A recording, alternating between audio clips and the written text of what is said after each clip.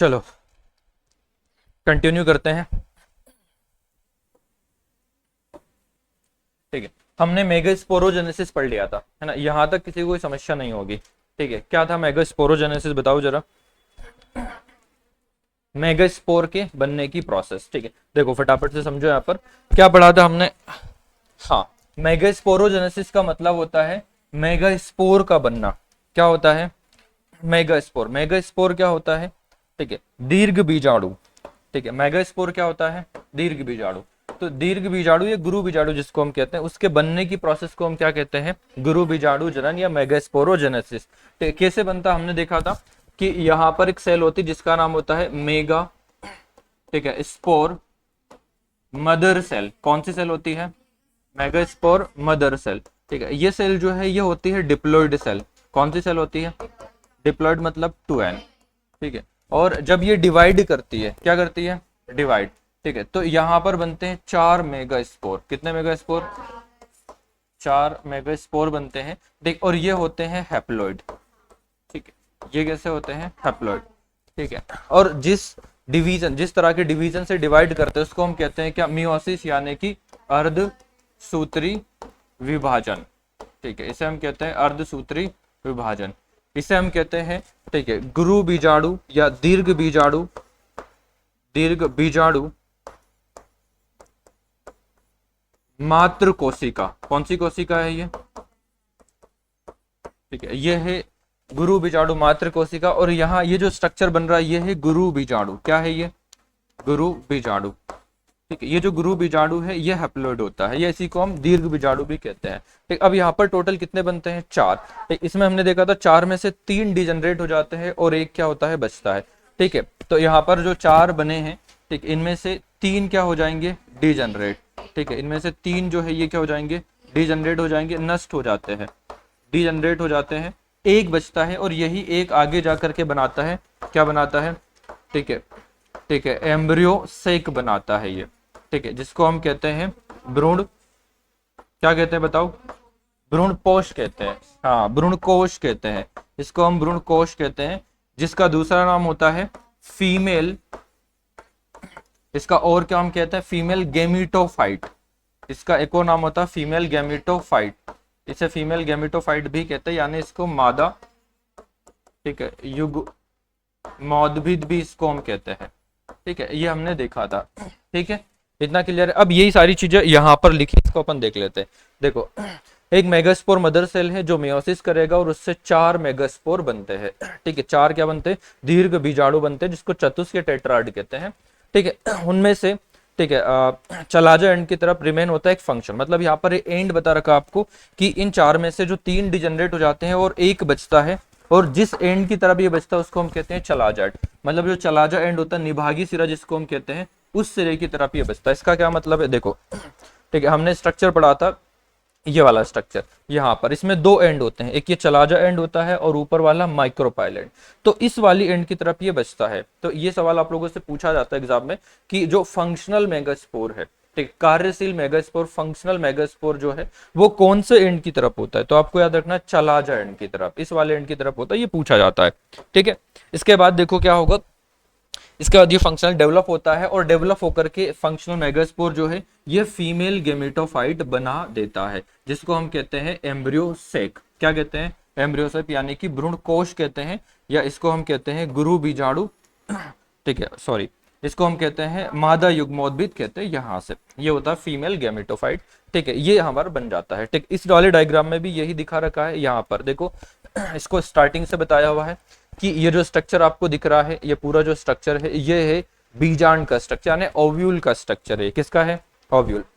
इस ओव्यूल के अंदर ये है न्यूसेलस सेल। न्यूसेलस सेल्स याद है, मैंने बताया था। हाँ, बहुत इंपॉर्टेंट सेल होती है न्यूसेलस सेल। यही सेल जो है आगे जाकर बनाती है इस मेगास्पोर मदर सेल को। ठीक है, तो ये है न्यूसेलस सेल। कौन सी सेल है ये? न्यूसेलस कोशिका, न्यूसेलस सेल। और ये न्यूसेलस सेल बनाती है मेगास्पोर मदर सेल, जिसको हम शॉर्ट में क्या लिखते हैं? MMC। मेगास्पोर मदर सेल ये होती है डिप्लॉइड सेल। ठीक है, इसका हिंदी अगर लिखना चाहे तो यहाँ पर लिख देता हूं मैं। इसको हम क्या कहते हैं? ठीक, इसको हम कहते हैं गुरु बीजाणु, ठीक है, मात्र कोशिका। गुरु बीजाणु मात्र कोशिका। ठीक है। ये कोशिका किससे बनती है? ये बनती है न्यूसेलस से।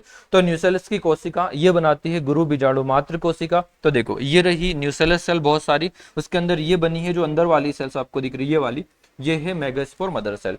यही मेगास्पोर मदर सेल अब आगे डिवाइड करेगी इस तरह से, और डिवाइड करके बनाती है हमारे पास देखो 2 सेल और 2 से 4 सेल। यानी कि ये जो प्रोसेस यहाँ हो रहा है ये बन रहा है मेगास्पोर। क्या बन रहा है? मेगा। क्योंकि 4 सेल बननी है तो एक बार डिवाइड करेगी तो 2 बनेगी, फिर 2 डिवाइड करेगी कितनी बनेगी? 4। तो टोटल यहाँ पर ये 4 मेगास्पोर बने, इसको हम कहते हैं, ठीक है, टोटल ये कितने हैं? 4 है, ठीक। और इसको हम कहेंगे गुरु बीजाणु या दीर्घ बीजाणु, गुरु बीजाणु, या फिर हम क्या कहेंगे इसको? दीर्घ बीजाणु। तो यहाँ पर 4 बीजाणु, ठीक है, यानी 4 गुरु बीजाणु या दीर्घ बीजाणु यहाँ पर बनते हैं, जिसको हम कहते हैं 4 मेगा स्पोर। ये 4 मेगा स्पोर यहाँ बने हैं, ठीक है। अब देखो इनमें से 3 जो है वो क्या हो जाएंगे? डिजनरेट। एक बचेगा, जो एक बचेगा वो आगे डिवाइड करके इस तरीके से तो क्या बनाएगा? एम्ब्रियो सेक यानी फीमेल गेमेटोफाइट। कैसे? 3 डिजनरेट हो गए, एक सेल बची है, ठीक है। अभी जो एक सेल है कौन से वाले एंड की तरफ? ये वाला, देखो ये वाला माइक्रोपाइल एंड है, तो नीचे वाला ये कौन सा हो जाएगा? ये हो जाएगा चलाजा एंड। कौन सा एंड हो जाएगा? ये चलाजा एंड, ठीक है। यानी कि इसको हम कहेंगे निभागी सिरा। कौन सा सिरा होगा? ये होगा निभागी सिरा, ठीक है। तो इस वाले सिरे पर ये सेल्स बची रहेगी, और अब ये सेल जो होगी इसके अंदर डिवीजन होगा, मतलब अब ये सेल डिवाइड नहीं करेगी। अब कौन डिवाइड करेगा? इसका न्यूक्लियस डिवाइड करता है। याद रखना इसके अंदर यहाँ कोशिका विभाजन नहीं होता है। कोशिका विभाजन का मतलब है कि पूरी सेल डिवाइड नहीं करती है, इस सेल के अंदर का केंद्रक डिवाइड करता है। मतलब इस सेल को अगर हम उठा के यहाँ पर बनाए देखो तो ये इस तरह से ये सेल होगी, और ये होगा इसका न्यूक्लियस, ठीक है। अब आगे क्या होगा? आगे इसके अंदर इस कोशिका का ये जो न्यूक्लियस है ये डिवाइड करेगा, और इस एक कोशिका के अंदर 2 न्यूक्लियस बन जाएंगे। यानी कि यहाँ पर मल्टी न्यूक्लिएटेड कंडीशन बनेगी, या मल्टी न्यूक्लिएटेड कोशिका बनती है, यानी बहु केंद्र की कोशिका, मल्टी न्यूक्लिएटेड सेल इसके अंदर बनती है, जैसे यहाँ पर आपको दिख रहा है। तो 1 से 2 सेल, मतलब 1 से 2 एक ही सेल लेकिन 2 केंद्रक वाली, फिर 2 से 4, और 4 से कितनी बन जाती है? 8। तो देखो अभी यहाँ पर 8 केंद्रक बन चुके हैं। क्या बन चुके हैं? 8 केंद्रक। अब क्या होगा? अब थोड़ी देर बाद, मतलब कुछ टाइम बाद इनमें क्या होता है? फिर इनके अंदर कोशिका भित्ति बन जाती है। क्या बन जाती है? कोशिका भित्ति। कोशिका भित्ति बनेगी तो अब ये एक कोशिका के अंदर अब यहाँ पर कोशिका बनना शुरू हो जाएगी। अभी तक क्या है यहाँ पर? ठीक है, अभी तक क्या है? अभी तक यहाँ पर इसमें केंद्रक है। क्या है यहाँ पर? केंद्रक, ठीक है। अब इसके अंदर बन जाएगी कोशिका। हाँ, इसको ओपन कर लो, ठीक है। अभी तक क्या है यहाँ पर? केंद्रक है। अब क्या बन जाएंगे? इसके अंदर कोशिका बन जाती है। तो देखो कुछ इस तरीके से यहाँ कोशिका बन जाएगी। टोटल कितनी कोशिकाएं बनेंगी?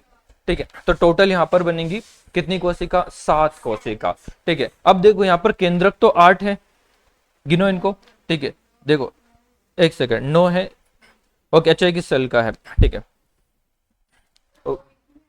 2 एक ही में आ जाएंगे इसलिए, पर 8 होना चाहिए इसमें, 4 दून 8, ठीक है। टोटल इसमें 8 होना चाहिए, ठीक है। तो देखो यहाँ पर 8 होंगे, और अब ये जो हमारे पास है ये न्यूक्लियस, इसके ऊपर यहाँ पर बन जाएगी सेल वॉल। क्या बन जाएगी? Cell wall. तो ये सेल में कन्वर्ट हो जाएगा। किसके अंदर कन्वर्ट हो जाएगा? सेल के अंदर। तो यहाँ पर अब बन जाएंगी टोटल कितनी कोशिका? हम कहेंगे टोटल बन जाएगी 7 कोशिका, और जो 2 केंद्रक है वो एक कोशिका के अंदर आ जाएंगे। तो इस तरीके से 7 सेल और 8 न्यूक्लिएटेड स्ट्रक्चर ये बनेगा। तो ये जो स्ट्रक्चर आपको दिख रहा है ये है एम्ब्रियो सेक। क्या है ये है एम्ब्रियो सेक, ठीक है। क्या है ये? एम्ब्रियो सेक, ठीक है, यानी कि भ्रूण कोश, ठीक। इसको हम क्या कहते हैं? फीमेल गैमेटोफाइट, ठीक। अब यहाँ पर आपको 3 एंटीपोडल सेल देखने को मिलेगी, ठीक है। 2 सिनर्जिड सेल होगी, ठीक है। एक एग सेल होगी, और एक क्या होगी? पोलर न्यूक्लियाई, ठीक है। इन सब सेल का नंबर पूछा जाता है, इन सब सेल की लोकेशन पूछी जाती है। आपसे पूछी जाएगी कि एंटीपोडल सेल जो है वो कौन से एंड की तरफ होती है। देखो इस तरह से आपको दिख रहा, तो हम कहेंगे चलाजा एंड की तरफ,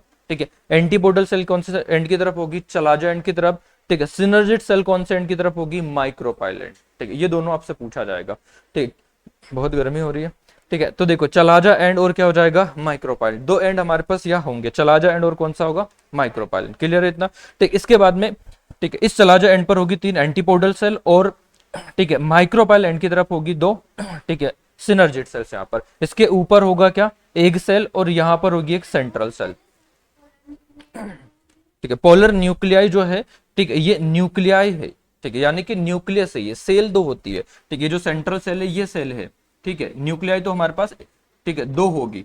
ये जो न्यूक्लियाई ये 2 हमारे पास न्यूक्लियाई, और ये कंप्लीट सेल है, ठीक है। ये जो आपको दिख रहा है ये सेंट्रल सेल है, कंप्लीट सेल, इसे हम कहेंगे केंद्रीय कोशिका, और ये जो आपको दिखाई दे रहा है ये है पोलर न्यूक्लियाई। इस स्ट्रक्चर को हम कहेंगे एम्ब्रियोसेक, और ये बहुत इंपॉर्टेंट स्ट्रक्चर है, यहाँ से आप लोग का क्वेश्चन पूछा जाता है। क्लियर है इतना?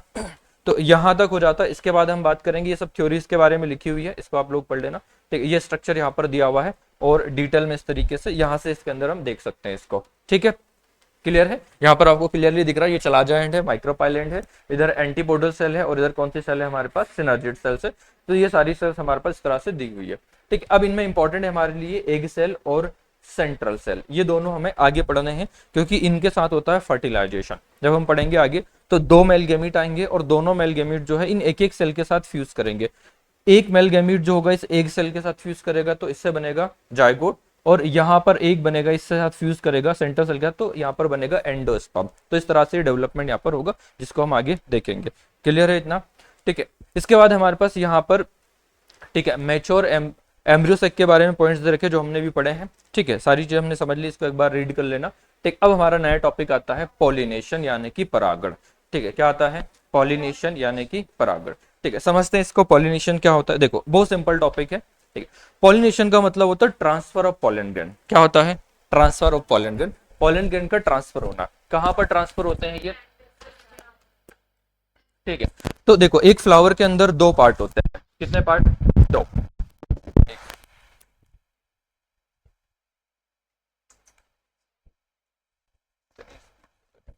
ठीक है, देखो पॉलिनेशंस क्या है, तो हम कहेंगे transfer of pollen grain from anther to stigma.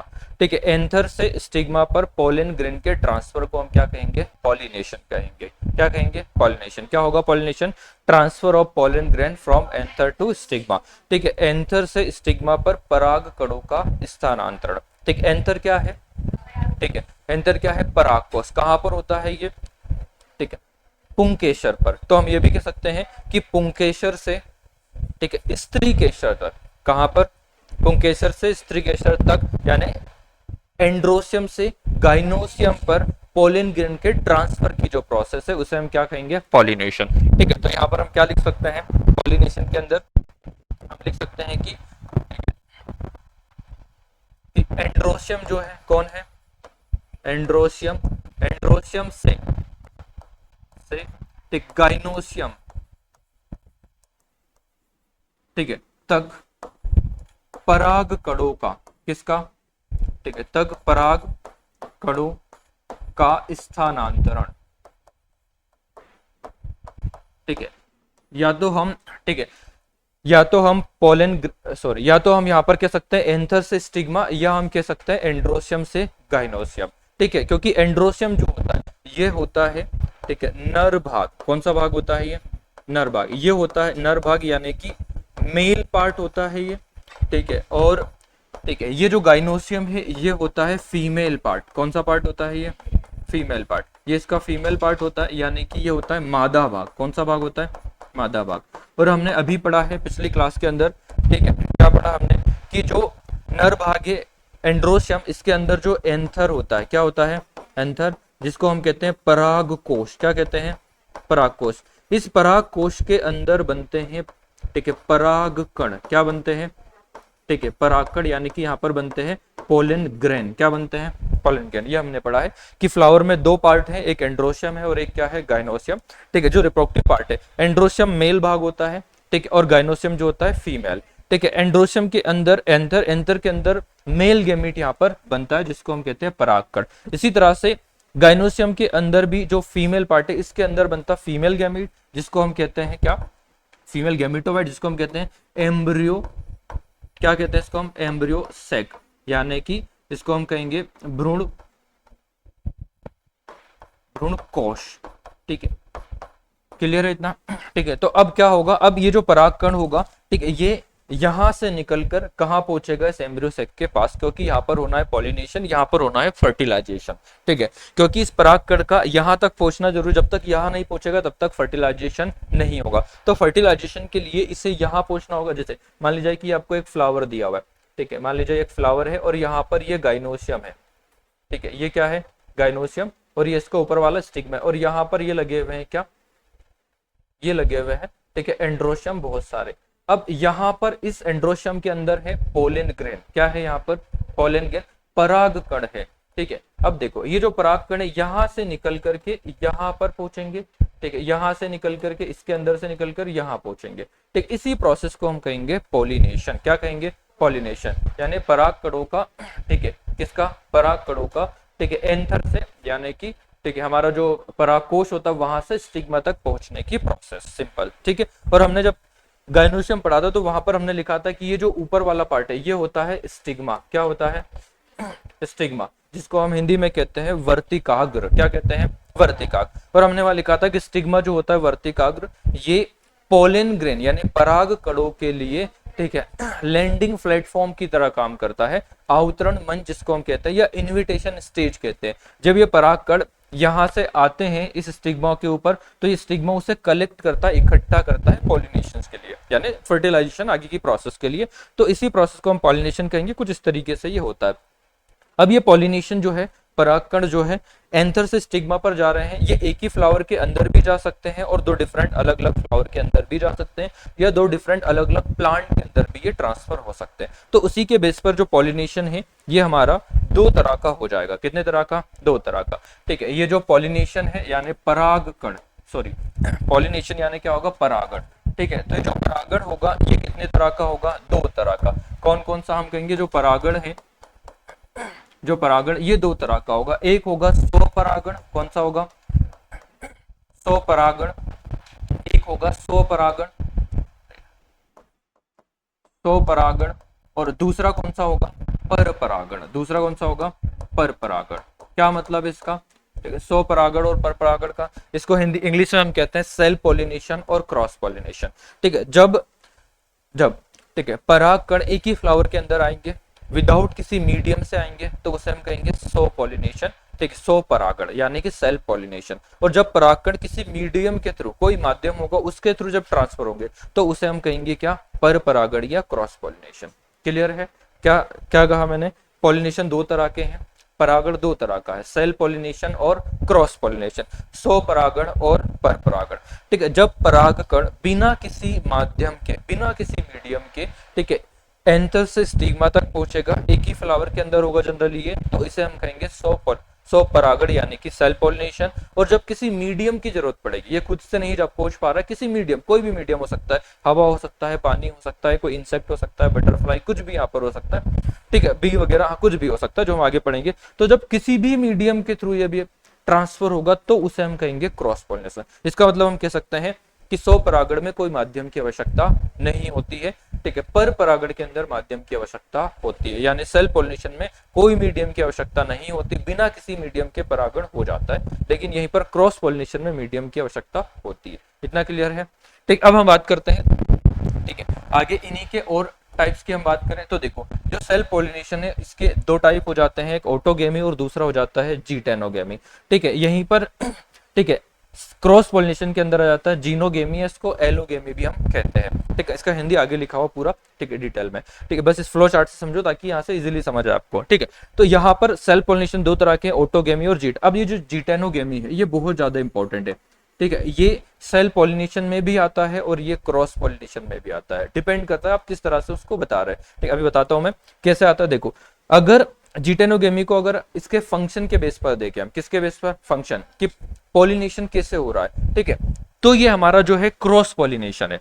और अगर यहीं पर हम बात करें इसको जेनेटिक लेवल पर देखें तो ये सेल्फ पॉलिनेशन हो जाता है, ठीक है। कैसे होगा मैं समझाता हूँ अभी आगे। देखो तो एक एक करके हम समझते हैं ऑटोगेमी, जीटेनोगेमी और जीनोगेमी को। ऑटोगेमी को हम हिंदी में कहते हैं स्वयुग्मन, क्या कहते हैं इसको, स्वयुग्मन, तो इसको हम कहते हैं स्वयुग्मन, ठीक है। जीटेनोगेमी जो हमारे पास है इसको हिंदी में हम कहते हैं सजात पुष्पी परागण, क्या कहते हैं इसको, सजात या सजात परागण या सजात, ठीक है, पुष्पी परागण भी इसको हम कहते हैं, ठीक है। और क्रॉस पॉलिनेशन को हम कहते हैं पर परागण, क्या कहते हैं इसको, पर परागण, ठीक है। तो इस तरीके से टोटल हमें तीन तरह के पॉलिनेशंस पढ़ने हैं, कितने तरह के, तीन। कौन कौन से, ऑटोगेमी, जीटेनोगेमी और जीनोगेमी, यानी कि ठीक है स्वयुग्मन, सजात पुष्पी परागण और क्या हो जाएगा, पर परागण। क्या होता है देखो इस प्रोसेस के अंदर, ऑटोगेमी के अंदर एक ही फ्लावर के अंदर पॉलिनेशन होता है। ऑटोगेमी में क्या होता है, एक ही पुष्प के अंदर पॉलिनेशन होता है, जब एक ही पुष्प के अंदर,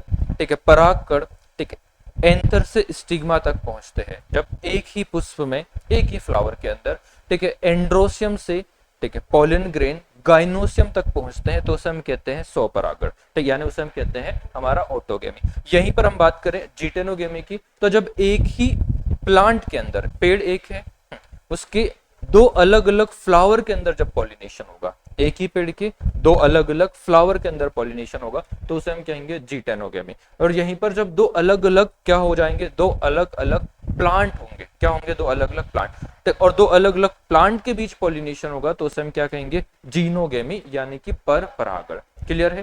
ठीक, इन सभी में याद रखना, इन सभी में जो स्पीसीज है वो सब क्या रहेगी, सेम, क्योंकि देखो ये तो एक ही फ्लावर है, तो यहाँ तो स्पीसीज की बात नहीं होगी, यहाँ पर एक ही पेड़ है तो एक ही स्पीसीज का, एक ही जाति होगा, यहाँ पर दो अलग अलग पेड़ है तो दोनों जो पेड़ है सेम जाति के होना चाहिए, ठीक है। अगर दूसरी जाति के होंगे तो पॉलिनेशन तो हो जाएगा, ठीक है, लेकिन वहां पर उनका आगे की प्रोसेस जो होगी वो नहीं होगी, और जो परागकण होंगे वो नष्ट हो जाते हैं, डेड हो जाते हैं, और उसके बाद में नष्ट खत्म हो जाते हैं, तो पॉलिनेशन कंप्लीट नहीं होगा, आगे की प्रोसेस नहीं होगी। तो ये तीन तरह के हमें पॉलिनेशन टोटल यहाँ पर पढ़ने हैं। क्लियर है? चलो एक एक करके हम समझते हैं। पहला हमारे पास आ जाता है ऑटोगेमी, जिसको हम क्या कहते हैं, जिसको हम कहते हैं सौ, ठीक है, युग्मन। क्या कहते हैं? सौ युग्मन। ऑटोगेमी यानी कि सौ युग्मन। क्या होता है इसमें? तो इसमें पॉलिनेशन होता है हमारा, ठीक है, एक ही पुष्प के मध्य, किसके अंदर?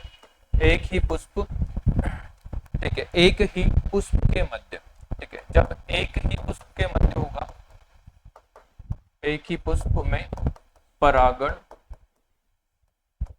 ठीक है, होता है, ठीक है। पहली चीज हमें याद रखना, पहला पॉइंट याद रखना है कि स्वयुग्मन के अंदर, ऑटोगेमी के अंदर एक ही पुष्प के अंदर क्या होता है? पॉलिनेशन। अब मुझे बताओ, अगर एक ही पुष्प के अंदर पॉलिनेशन होना है, करवाना है, तो फ्लावर का एक पुष्प का कैसा होना चाहिए? यूनिसेक्सुअल या बाइसेक्सुअल, एक लिंगी या द्विलिंगी? एक लिंगी होना चाहिए। क्या होना चाहिए? एक लिंगी। शर्म नहीं आती बिल्कुल, ठीक है। अगर कोई पुष्प एक लिंगी होगा, जिसमें कोई एक ही पार्ट होगा, तो क्या पॉलिनेशन हो पाएगा स्वयुग्मन? क्या ऐसे सोच रखा? क्या सोच, क्या हम तो गलत ही बताएंगे, कुछ भी कर लो, ठीक है। मैं बोल रहा हूं आपको, ठीक है, कि ऑटोगेमी जिसमें, ठीक है, एक ही पुष्प के अंदर परागण होता है, तो यहाँ पर पुष्प का कैसा होना आवश्यक है? एक लिंगी या द्विलिंगी? बाइसेक्सुअल, द्विलिंगी होना चाहिए। समझो क्यों? क्योंकि अगर दोनों पार्ट नहीं होंगे पुष्प में, तो क्या एक ही पुष्प में पॉलिनेशन हो पाएगा? क्या नहीं हो पाएगा, सीधी सी बात है ना। जब तक एक फूल के अंदर एंड्रोशियम और गाइनोशियम दोनों नहीं होंगे, तब तक एक ही पुष्प के अंदर पॉलिनेशन कैसे हो जाएगा? अगर सिर्फ एंड्रोशियम होगा तो फिर गाइनोशियम नहीं होगा, तो पोलिन कहाँ जाएंगे वहां? तो पॉलिनेशन होगा क्या? नहीं होगा। तो इसके लिए कंडीशन ये होगी दूसरी, कि पुष्प का, किसका? पुष्प का, ठीक है, द्विलिंगी, कैसा? द्विलिंगी, यानी कि बाइसेक्सुअल, ठीक है, होना आवश्यक है, आवश्यक है। इसका मतलब, ठीक है, अगर आपको एक क्वेश्चन पूछा जाए एग्जाम में और चार एग्जाम्पल दे दे, ठीक है, चार एग्जाम्पल, चार पेड़ों के नाम दे दे, फ्लावर के, ठीक है, और आपसे पूछे इनमें से किस में, ठीक है, सिर्फ स्वयुग्मन, ऑटोगेमी होगा, तो आपको क्या करना है? वहां देखना कि कौन सा पेड़ बाइसेक्सुअल है, मतलब किस पेड़ में फ्लावर जो है वो बाइसेक्सुअल है। जिस भी पेड़ के, जिस भी एग्जाम्पल के फ्लावर में बाइसेक्सुअल होंगे, उसी के अंदर इसका आंसर होगा। समझ रहे हो? तो इस तरह के क्वेश्चन यहाँ पर पूछे जाते हैं, ठीक है। तो हम देखो ऑटोगेमी के अंदर देखा कि एक ही पुष्प के अंदर परागण होगा, और इस कंडीशन में या ऑटोगेमी के लिए, ठीक है, उस पुष्प का द्विलिंगी होना आवश्यक है। जब तक वो द्विलिंगी बाइसेक्सुअल नहीं होगा, तब तक पॉलिनेशन पॉसिबल नहीं है। या हम कह सकते हैं कि ऑटोगेमी जो है, ठीक है, हमेशा द्विलिंगी पुष्पों के अंदर ही होगा। क्लियर है? जो बाइसेक्सुअल फ्लावर होगा उन्हीं के अंदर ये होगा, ठीक है। यहाँ पर क्या लिखा है? यहाँ पर लिखा, उसी पुष्प के परागकोश से वर्तिका का स्थानांतरण होता है, सामान्यतः खुलने वाले पुष्पों में, ठीक है, दुर्लभ होता है। जो पुष्प ओपन होते हैं उनमें दुर्लभ होता है, मतलब जो फ्लावर ओपन हो जाते हैं, खुल जाते हैं, उनमें क्रॉस पोलिनेशन होने के चांसेस भी हो जाते हैं। इस लाइन को हम आगे समझेंगे अभी, ठीक है। तो देखो यहाँ पर दो पॉइंट्स है, मैं इसको लिख देता हूँ यहाँ पर, ये इंपॉर्टेंट पॉइंट है, उनको, ठीक है, याद करना है, नोट में ऐड कर लेना है। क्या है पहली कंडीशंस? क्या है, ठीक है, यहाँ पर कि एक ही पुष्प में परागण होता है, यानी पॉलिनेशन जो होगा, क्या होगा? Pollination in same flower, same flower में होगा, और जो फ्लावर है, क्या है? फ्लावर, वो कैसा होना चाहिए? वो होना चाहिए बाई सेक्सुअल, उसका द्विलिंगी होना आवश्यक है। ठीक है, दो कंडीशन हो गया हमारे पास। ठीक है, अब देखो यहाँ पर कुछ एग्जाम्पल हो जाते हैं हमारे पास जो यहाँ पर पूछे जाते हैं, जैसे द्विलिंगी के अंदर हो जाता है पी, यानी मटर का जो पेड़ होता है, ठीक, उसमें जनरली देखा जाता है। क्लियर है? तो ये सवाल आप लोगों से पूछा जाएगा। अब आपसे पूछा जाए कि इसके अंदर जो पॉलिनेशन हो रहा है ये जेनेटिकली कैसा है, अगर थोड़ा सा इसको अगर कॉन्सेप्चुअली पूछा आप लोगों से कि जेनेटिकली क्या है, तो जेनेटिकली सिमिलर है या डिसिमिलर है, आनुवांशिक रूप से ये समान है या असमान है। ठीक है, तो हम क्या कहेंगे, देखो एक ही पेड़ के एक ही पुष्प में हो रहा है, किसी बाहर से किसी दूसरे पेड़ से तो पॉलन ग्रेन नहीं आए, तो मतलब किसी दूसरे वाले पेड़ के कोई जीन वगैरह तो नहीं आ रहे, मतलब जेनेटिकली इसमें क्या रहेंगे, सिमिलर रहेगा। तो आनुवांशिक रूप से ये कैसा रहेगा, सेम। तो इसके अंदर जो आगे सीड बनेंगे वो सारे आनुवांशिक रूप से कैसे रहेंगे, समान रहेंगे। क्लियर है? ठीक, अब देखो यहाँ पर इस वाले डायग्राम में आपको दो नाम दे रखे, ठीक है, क्लिस्टेनोगेमस और चेस्मोगेमस। इसका क्या मतलब होता है?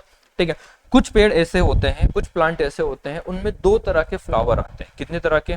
दो तरह के। एक वो जो ओपन होते हैं और एक वो जो कभी ओपन ही नहीं होते हैं। ठीक है, आपने ऐसे फूल देखे होंगे, नहीं देखे होंगे, कुछ ऐसे फूल भी होते हैं जो कभी खिलते ही नहीं है, जैसे नोड के फॉर्म में, गठान के फॉर्म में वो रहते हैं, बंद रहते हैं नोड के फॉर्म में, वो कभी ओपन ही नहीं होते हैं। ठीक है, ऐसे कुछ ऐसे पुष्प होते हैं जो कभी ओपन नहीं होते, उनको हम कहते हैं क्लिस्टेनोगेमस फ्लावर। क्या कहते हैं उसको हम? क्लिस्टेनोगेमस। ये जो हमारे पास लिखा हुआ है, ठीक है, ये होता है क्लिस्टेनोगेमस या क्लिस्टेनोगेमी, यानी कुछ ऐसे फ्लावर होते हैं जो कभी ओपन नहीं होते, उनको हम कहते हैं क्लिस्टेनोगेमस फ्लावर। और कुछ ऐसे होते हैं जो ओपन हो जाते हैं, उनको हम कहते हैं चेस्मोगेमस। क्या कहते हैं उनको? चेस्मो। ठीक है, कुछ ऐसे प्लांट होते हैं, कौन कौन से होते हैं, जैसे एग्जाम्पल में हमारे पास हमारी एनसीईआरटी में दिया हुआ है, मैं लिख देता हूँ यहाँ। ठीक है, एक होता है कोमेलिना। ठीक है, और यहाँ से क्वेश्चन भी पूछा जाता है आप लोगों का। ठीक है, कौन कौन से ऐसे फ्लावर है, तो हम यहाँ पर लिखेंगे, पहला हमारे पास होता है, चलो, वायोला, एक होता है ऑक्सैलिस, और एक होता है कोमेलिना।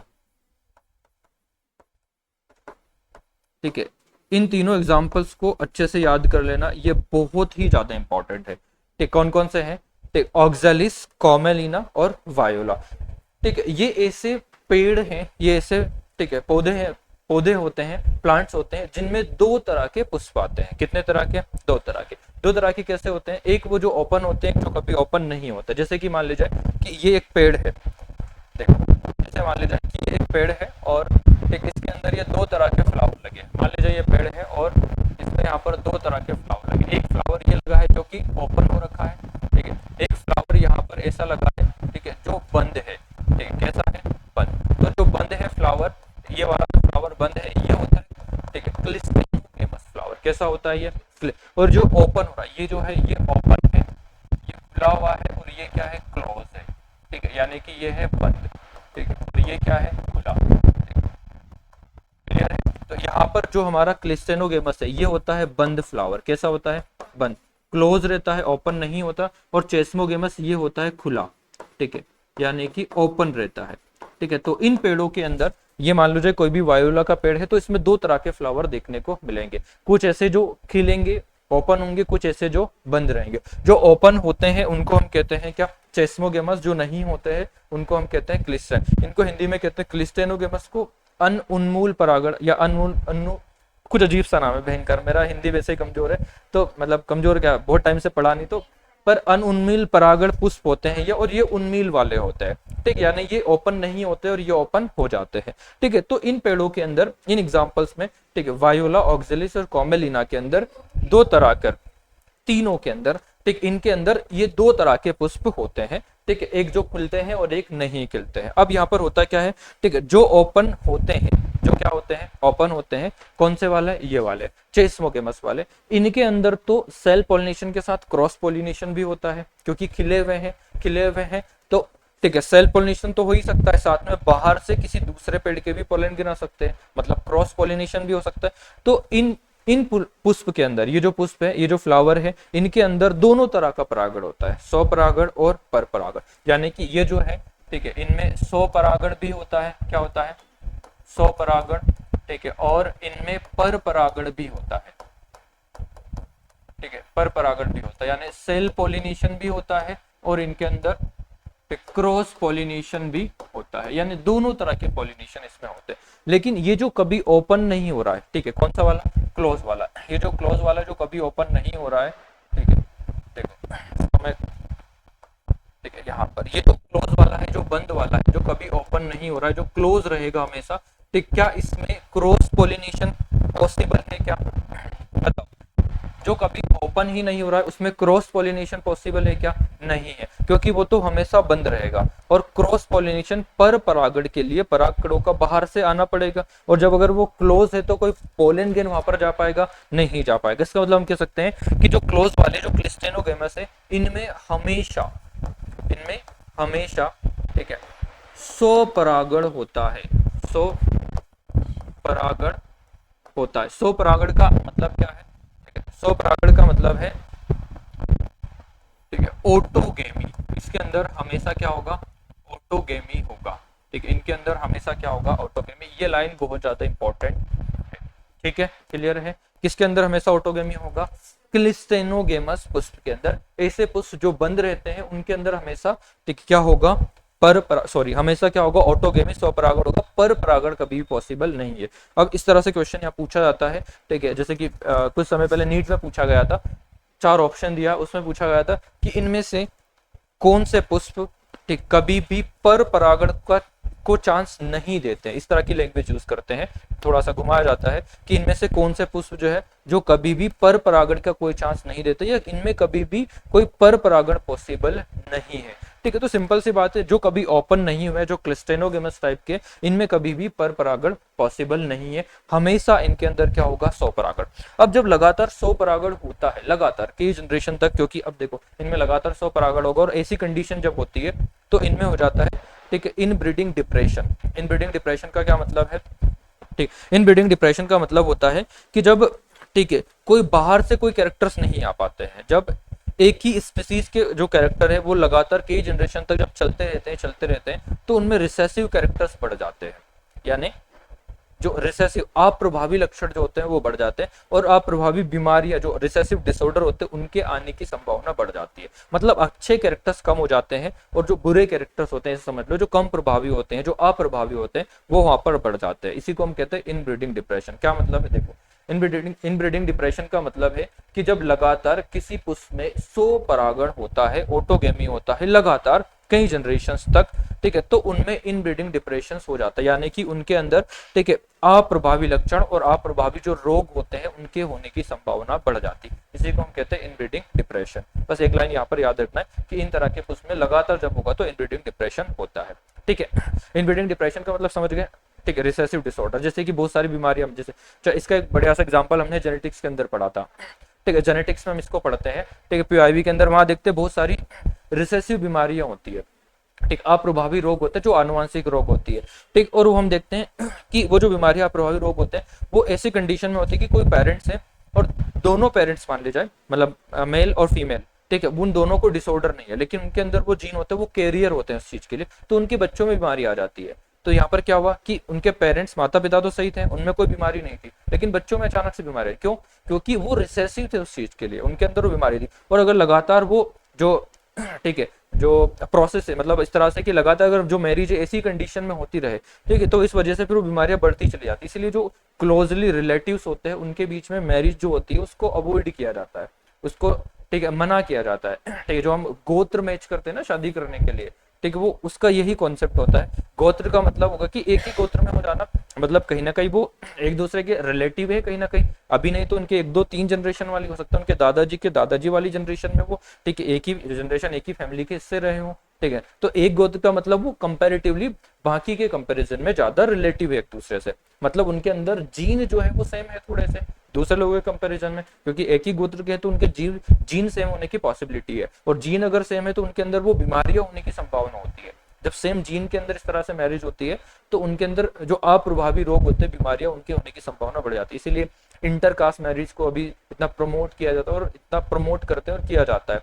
गवर्नमेंट की बहुत सारी स्कीम भी होती है, आप लोगों ने सुना होगा कि कुछ पैसे वगैरह मिलते हैं इंटरकास्ट मैरिज में। क्यों? क्योंकि इसीलिए इस तरह से, क्योंकि जो इक्वालिटी, जो जीन होते हैं वो सिमिलर हो जाए, ताकि वो रिसेसिव कंडीशन, मतलब कहने का मतलब है कि सभी के अंदर सेम तरह के जीन वहां पर पहुंचना चाहिए, ठीक है, वो कहीं ना कहीं अच्छे होते हैं। ठीक है, तो ये कंडीशन यहाँ पर देखने को मिलेगी, यहाँ से क्वेश्चन आपको पूछा था, ये बहुत ज्यादा इंपॉर्टेंट है। क्लियर?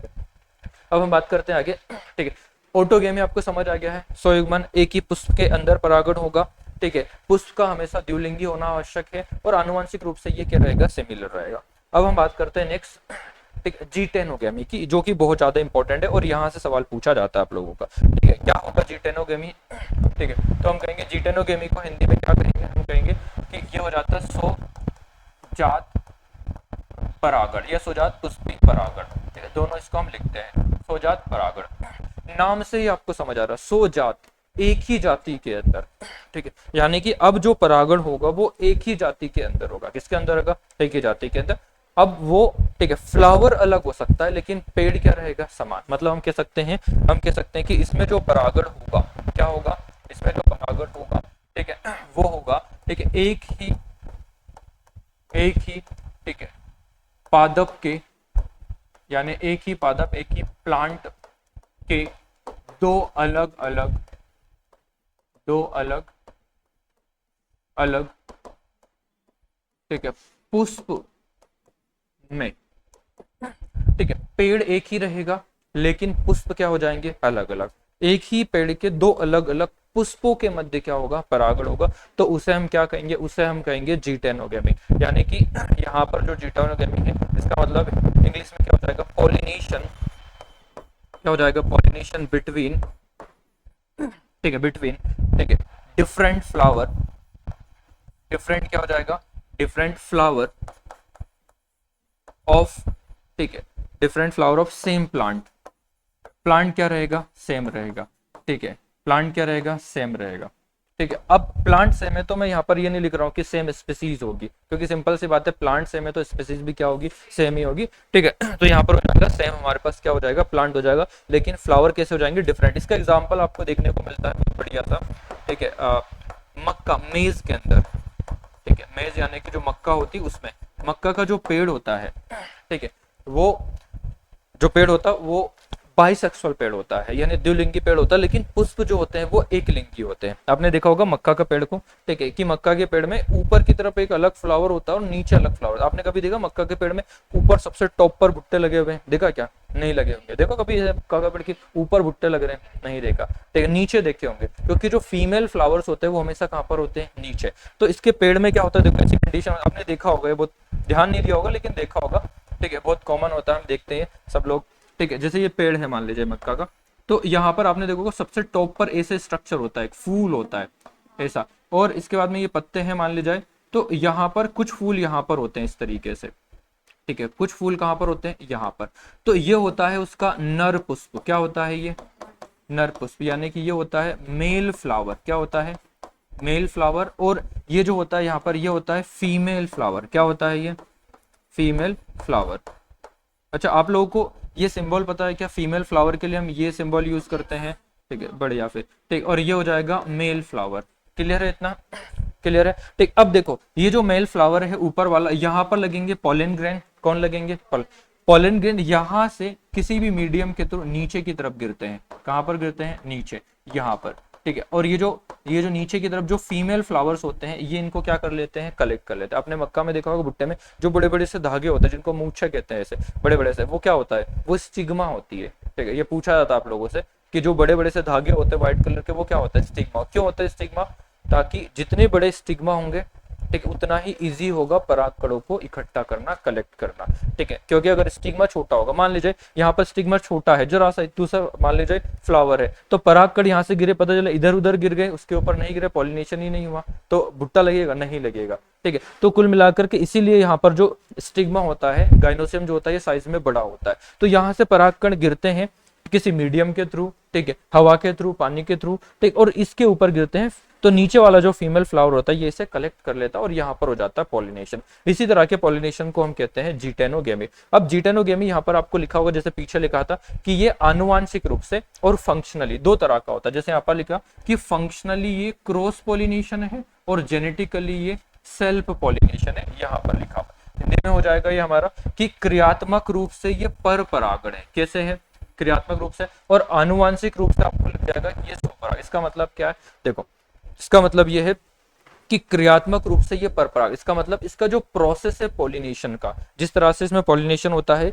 ठीक, उसमें एक मीडियम की जरूरत पड़ती है। किसकी जरूरत पड़ती है? मीडियम की, क्योंकि यहाँ पर पोलन ग्रेन यहाँ ऊपर है, ठीक है, ऊपर से पोलन ग्रेन को नीचे पहुंचना है, ठीक है, तो या तो हवा चलेगी, तो हवा के थ्रू पेड़ इस तरह से हिलेगा जिससे कि परागकण ऊपर से नीचे गिर जाएंगे, या पानी के थ्रू जब पानी गिरेगा तो नीचे आ सकते हैं, या मान लीजिए इसके ऊपर कोई भी एक बटरफ्लाई इंसेक्ट बैठा फिर ऊपर से नीचे बैठा, ठीक है, तो कुल मिलाकर के कोई भी मीडियम यहाँ पर लग रहा है, और जब भी मीडियम की जरूरत पड़ती है, किसी भी माध्यम की जरूरत पड़ती है, तो उसी को हम कहते हैं पर परागण। तो इसलिए क्रियात्मक रूप से फंक्शनली ये क्रॉस पॉलिनेशन है, लेकिन अगर हम इसको जेनेटिकली देखें तो पेड़ तो एक ही है, एक ही पेड़ में फ्लावर अलग अलग है, मतलब दोनों फ्लावर के जीन तो सेम रहेंगे कुल मिलाकर के, क्यों? क्योंकि पेड़ तो एक ही है, ठीक है, मतलब एक ही पेरेंट्स के जो बच्चे होते हैं जेनेटिकली वो तो सिमिलर रहेंगे लगभग लगभग, क्यों? क्योंकि एक ही पेरेंट्स है ना उनके, तो पेड़ तो एक ही है, फ्लावर अलग अलग है, मतलब आनुवांशिक रूप से तो दोनों फ्लावर जो है वो सेम है, ठीक है, तो इसलिए आनुवांशिक रूप से ये है स्वपरागण, लेकिन कार्यात्मक रूप से जो मैकेनिज्म को ये फॉलो करते हैं उसके हिसाब से ये परपरागण है। और ये दोनों स्टेटमेंट है ये बहुत ज्यादा इंपॉर्टेंट है, ठीक है, यहाँ से सवाल आप लोगों को पूछा जाता है कि फंक्शनली क्या है और जेनेटिकली ये क्या है, तो इसे हम कहते हैं जीटेनोगेमी, ठीक है, एग्जाम्पल हमने देख लिया, क्लियर है इतना। चलो अब आ जाता है हमारा इसके बाद नेक्स्ट जीनोगेमी या एलोगेमी भी इसको हम कहते हैं, इसको हम डायरेक्टली कहते हैं पर परागण। क्या कहते हैं इसको हम? पर परागण, ठीक है, यानी कि क्रॉस पॉलिनेशन, ये इसको हम कहते हैं क्या?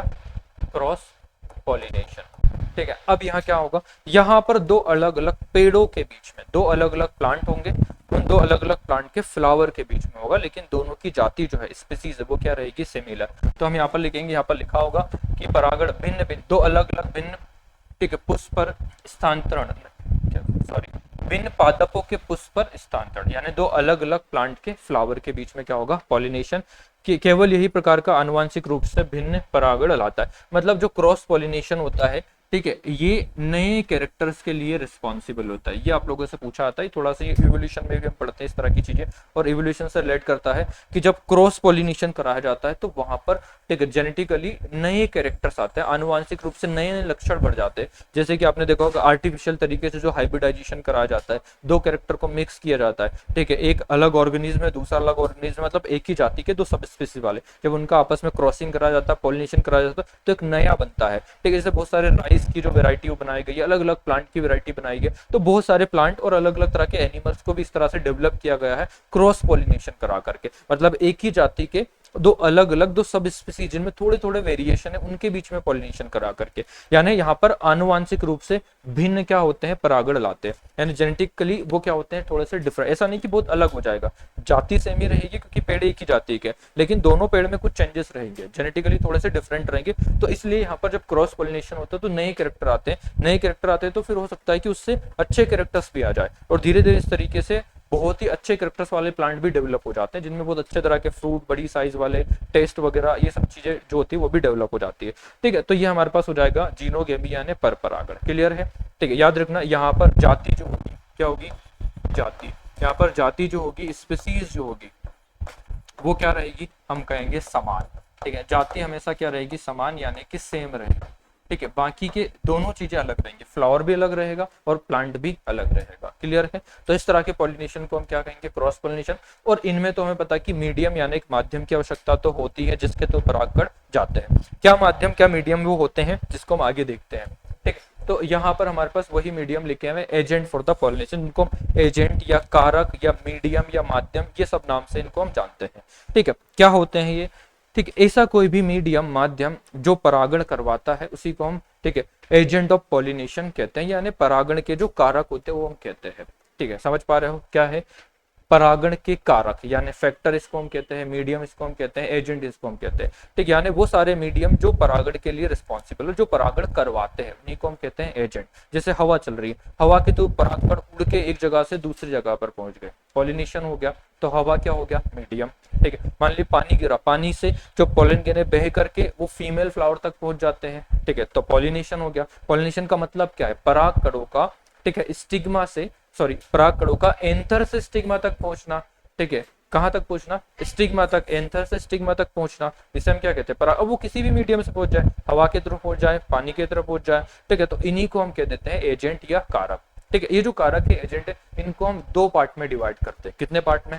दो पार्ट में। कौन कौन से वो दो पार्ट हो जाएंगे? देखो, तो ये हो जाएंगे कारक, और ये जो कारक है दो तरह के, एक है बायोटिक यानी जैविक कारक या जैविक फैक्टर, ठीक है, और दूसरे हो जाते हैं सॉरी उल्टा लिख दिया, ठीक है, ये हो जाएगा अजैविक। क्या हो जाएगा? ये अजैविक। ये हो जाएगा अजैविक कारक, और ये कौन सा हो जाएगा? जैविक। ठीक है। ये जो एजेंसीज लिखा इसका मतलब भी वही है, ठीक है, एजेंसी भी बोल सकते हैं इसको, ठीक है, या कारक बोल सकते हैं, फैक्टर, बहुत सारे नाम टर्म्स इनको हम देते हैं। ठीक है। तो जितने भी मीडियम है जिनसे पॉलिनेशन हो रहा है, इनको हमने दो कैटेगरी में डिवाइड करा है। कितनी कैटेगरी में? दो, एक जैविक और दूसरा अजैविक। किस बेस पर डिवाइड करा?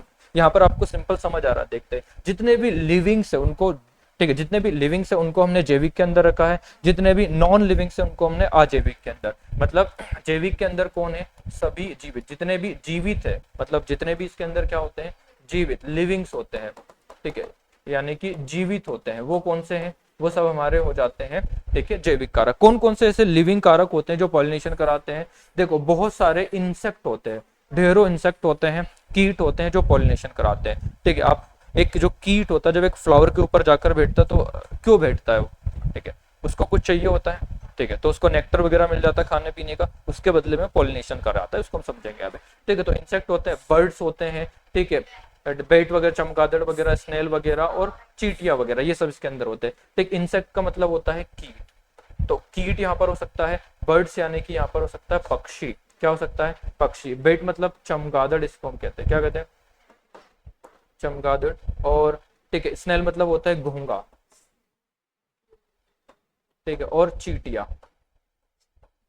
ठीक है। तो ये सब वो मीडियम है, वो सब कारक है जो बायोटिक के अंदर आते हैं, जैविक के अंदर आते हैं, और ये पॉलिनेशन करवाते हैं। और भी बहुत सारे होते हैं, ये सब परागण करवाते हैं। ए बायोटिक के अंदर कौन आते हैं? ए बायोटिक में दो ही आते हैं, एक आता है वायु, हवा, ठीक है, और दूसरा आता है पानी।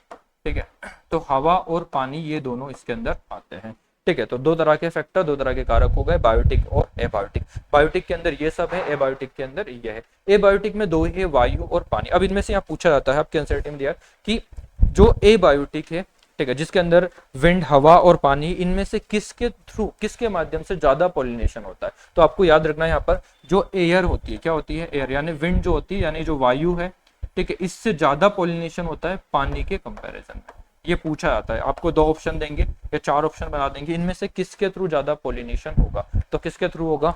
ठीक है, वायु यानी कि एयर के थ्रू होगा पानी के कंपैरिजन। और यहाँ पर हमसे पूछा है तो जो हमारी बी होती है, ठीक है, जो इंसेक्ट के अंदर आती है, इनके थ्रू सबसे ज्यादा पॉलिनेशन होता है, क्योंकि बीज जो होती है इंसेक्ट के अंदर आती है, तो इनके थ्रू सबसे। अगर ओवरऑल पूछे कि ओवरऑल सबसे ज्यादा पॉलिनेशन किससे होगा, तो हम कहेंगे इंसेक्ट से। अगर और हाँ और पूछे तो हम लिखेंगे यहाँ पर इंसेक्ट यानी कि कीट होगा। कीट के बाद फिर हमारे पास दूसरे हो जाते हैं जिसमें कि वायु आ जाएगी, ठीक है, इस तरह से, और फिर क्या हो जाएगा, और अलग हमारे पास पानी वगैरह इसके अंदर आ जाएगा। तो ये सब हमारे पास सीक्वेंस बन सकता है इस तरह से। ये भी चेंज सकता है थोड़ा बहुत, फिर अगर ऐसे स्पेसिफिक एग्जांपल दे दे, पर एक जनरली याद रखना है कि ऐसा होता है। ठीक है। तो ये वाला तो याद रखना ही है, क्योंकि आपके एनसीईआरटी में दिया है कि जो वायु होगा उससे ज्यादा होगा पानी के कंपेरिजन में, और सबसे ज्यादा होगा इंसेक्ट से। किससे होगा? इंसेक्ट से। क्लियर है? तो अब इन्हीं के यहाँ पर कुछ टर्म्स दे रखे आपको। टर्म्स का मतलब कि अगर मान लीजिए जाए वायु के थ्रू पॉलिनेशन हो रहा है तो उसे हम क्या कहेंगे? अगर मान ले जाए, ठीक है, पानी के थ्रू पॉलिनेशन हो रहा है तो उसे हम क्या कहेंगे? और ये पूछा जाता है आप लोगों से। ठीक है। तो ये दोनों तो इंपॉर्टेंट है, तीन नाम तो यहाँ पर इंपॉर्टेंट है, तीन तो पता होना चाहिए, बाकी अगर नहीं हो तो चल जाएगा। ठीक है, लेकिन तीन नाम आपको पता होना चाहिए। ठीक है। क्या है? अगर मान ली जाए कि वायु के थ्रू पॉलिनेशन हो रहा है तो उसे हम कहेंगे एनीमोफिली। क्या कहेंगे उसको हम? एनीमोफिली। याद रहेगा पहला। ठीक है, मैं लिख देता हूं यहाँ पर। ठीक है, वायु के थ्रू पॉलिनेशन होगा तो इसे हम क्या कहेंगे? इसको हम पढ़ेंगे, ठीक है, एनीमोफिली। क्या पढ़ेंगे इसको हम?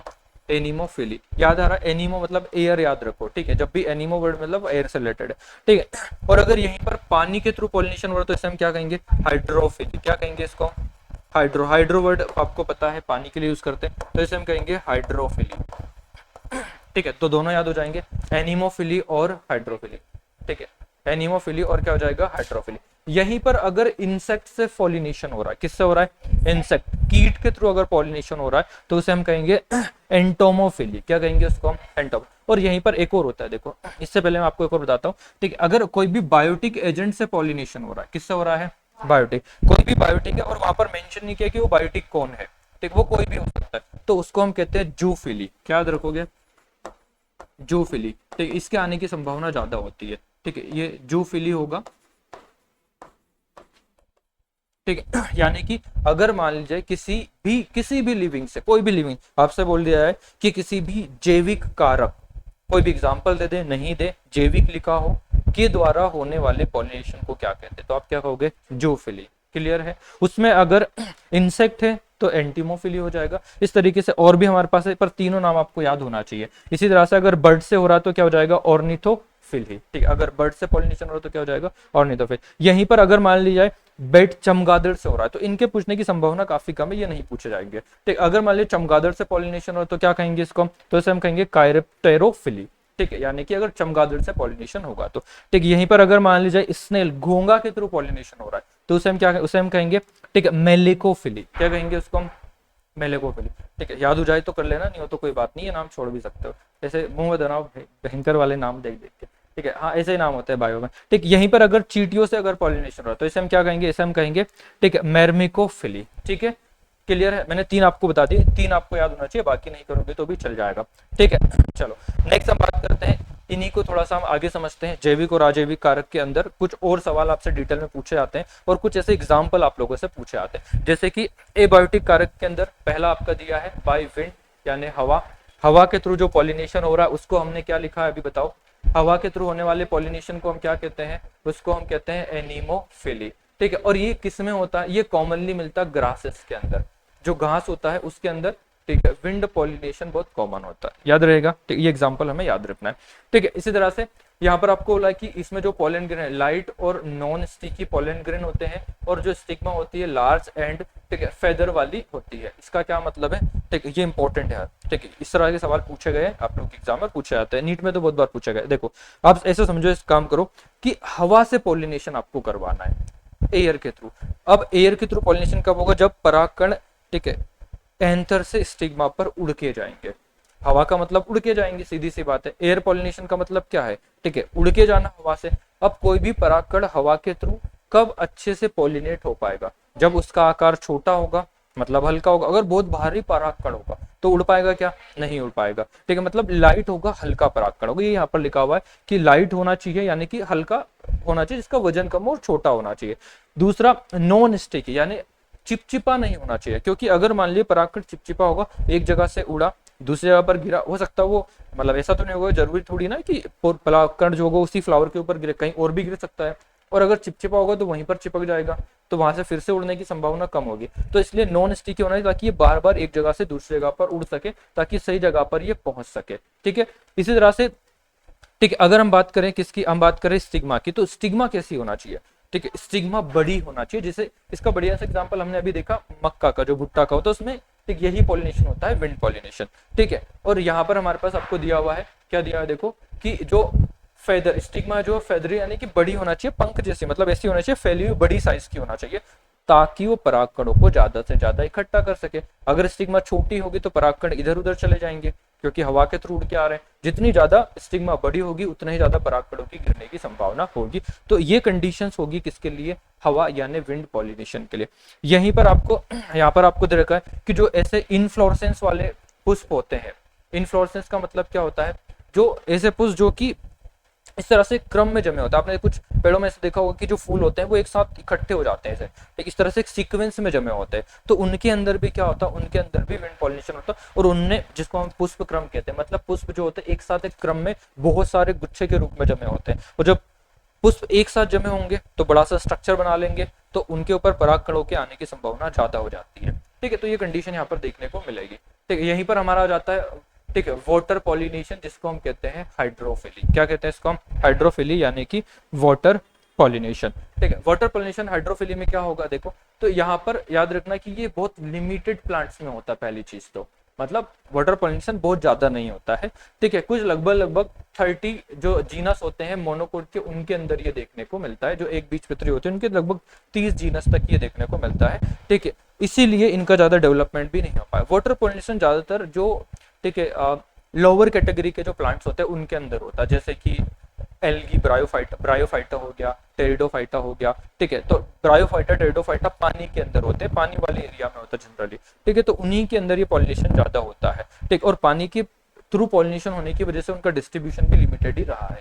ठीक है, यहाँ पर आपको लिखा है कि जो, ठीक है, वाटर पॉलिनेशन के लिए क्या कंडीशन, तो पोलन ग्रेन जो होता है सराउंडेड यानी घिरे होते हैं म्यूसिलेजिनस शीट। म्यूसिलेजिनस शीट का मतलब क्या होता है, यानी कि एक श्लेष्मा का आवरण होता है। ये म्यूसिलेजिनस शीट मतलब श्लेष्मा का आवरण, मतलब एक तरह का ये समझो कि ये एक ऐसा कवरिंग होता है जो पोलन ग्रेन को पानी से बचाता है। म्यूसिलेस यानी कि श्लेष्मा, क्योंकि परागकण पानी में रहेंगे, पानी के थ्रू जाएंगे, तो पानी के थ्रू अगर जाएंगे तो पानी से वो खराब भी तो हो सकते हैं, पानी की वजह से सड़ सकते हैं, खराब हो सकते हैं, तो उन्हीं से प्रोटेक्ट करने के लिए उनके ऊपर एक श्लेष्मा की कवरिंग होती है जो पानी को अंदर नहीं जाने देती है। आप लोगों ने लोटस वगैरह का वो देखा होगा, फ्लावर वो देखा होगा, तो जितने भी पानी में जो उगते हैं उनके ऊपर एक चिपचिपी लेयर चढ़ी होती है, स्टिकी लेयर होती है, ठीक, वो श्लेष्मा की लेयर होती है, म्यूसिलेजिनस शीट होती है जो पानी से उसको बचाती है एक्चुअल में। ठीक है, क्यों बचाती है, क्योंकि पानी के कांटेक्ट में अगर कंटिन्यूस रहेंगे तो वो खराब हो जाते हैं, इसीलिए इस लेयर की वजह से वो पानी में सर्वाइव कर पाते हैं। ठीक है, तो म्यूसिलेजिनस शीट यहाँ पर होगी उनके ऊपर।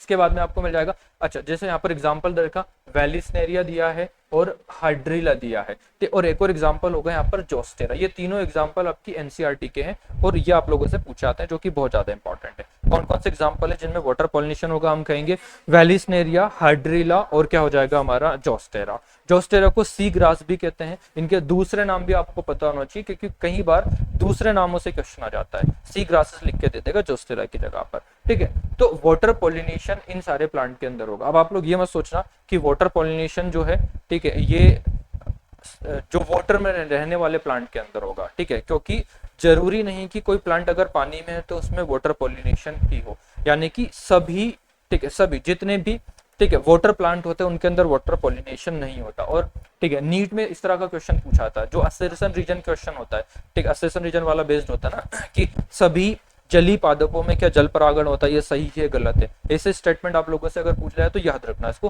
कि सभी जली पादपों में जल परागण नहीं होता है। ठीक है, जरूरी नहीं है कि वो जली पादप हो तो जल परागण ही हो, इसका मतलब इसको लिख लेते हैं, इंपॉर्टेंट है स्टेटमेंट, सभी जली पादपों में, जली पादपों में, सभी जली पादपों में जली परागण नहीं होता है, जली परागण नहीं होता। ठीक है, ये स्टेटमेंट समझ आया सबको। ठीक है, सभी जली पादपों में जली परागण नहीं होता है। जैसे कि कुछ एग्जांपल्स आपको मिल सकते हैं यहाँ पर, आपके एनसीईआरटी में दे रखे हैं। वाटर लिली आपने सुना है, वाटर हाइसिंथ सुना है। ठीक है, तो वाटर लिली, ठीक है, यहाँ पर हमारे पास हो जाएगा जल कुंभी कहते हैं इसको, जल कुंभी। ठीक है, यानी कि वाटर लिली। और दूसरा होता है, ठीक है, वाटर हाइसिंथ, वाटर हाइसिंथ। ठीक है, इसको हम कहते हैं, मैं लिख देता हूं अभी, वाटर हाइसिंथ। ठीक है, ये दोनों क्या है, ये दोनों है जली पादप। कैसे पादप है ये, जली पादप। ठीक है, लेकिन ये जल से परागण करते हैं क्या, नहीं करते। ये वाटर प्लांट है, ठीक है, जली पादप है ये, ठीक है, लेकिन ये जल से परागण नहीं करते, तो किससे करते हैं फिर। ठीक है, ये इंसेक्ट और हवा के थ्रू पॉलिनेशन करते हैं। याद रखना, ये जो प्लांट है जो जल में तो है, लेकिन इनमें पॉलिनेशन जल से नहीं होता है, इनमें पॉलिनेशन होता है किससे, इनमें पॉलिनेशन होता है, ठीक है, इनमें पॉलिनेशन होता है, ठीक है, कीट के माध्यम से। किसके माध्यम से, कीट। ठीक है, और वायु के माध्यम से।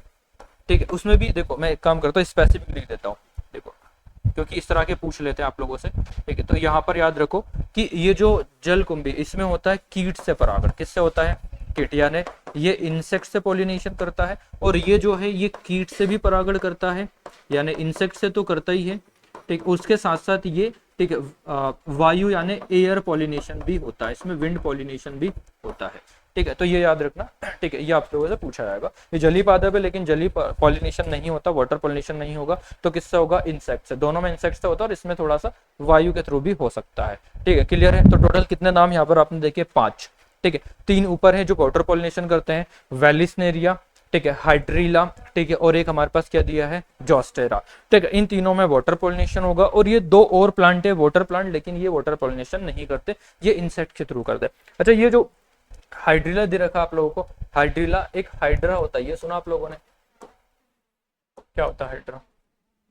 इसको एक ही मत समझ लेना, कभी कभी एग्जांपल में आता है हाइड्रा लग, पर हाइड्रा दे देगा और आप टिक करके जाओगे, मस्त। ठीक है, पहला ऑप्शन हाइड्रा और चौथा ऑप्शन हाइड्रिला। अब तो पहले जैसे हाइड्रा देखा हाइड्रिला समझ के लगा दिए, ठीक है, चौथे ऑप्शन तक कौन पढ़ रहा है? ऐसा करते हैं बहुत बार कि पहला ऑप्शन हमको लग जाता है सही है और हम चौथा ऑप्शन पढ़ते ही नहीं है। ठीक है, हाइड्रा जो होता है एनिमल होता है, याद रखना क्या होता है ये, एनिमल, ये जंतु होता है। ठीक है, और ये जो है ये प्लांट है। ठीक है, इसको प्लांट मत समझ लेना। ठीक है, चलो तो ये हो जाएगा हमारा वाटर पॉलिनेशन। अब बात करते हैं हम आगे हमारे बायोटिक फैक्टर के बारे में, यानी जैविक कारक के बारे में। ठीक है, क्लियर है? चलो ठीक है, बाकी बढ़ते हैं कल नेक्स्ट क्लास में।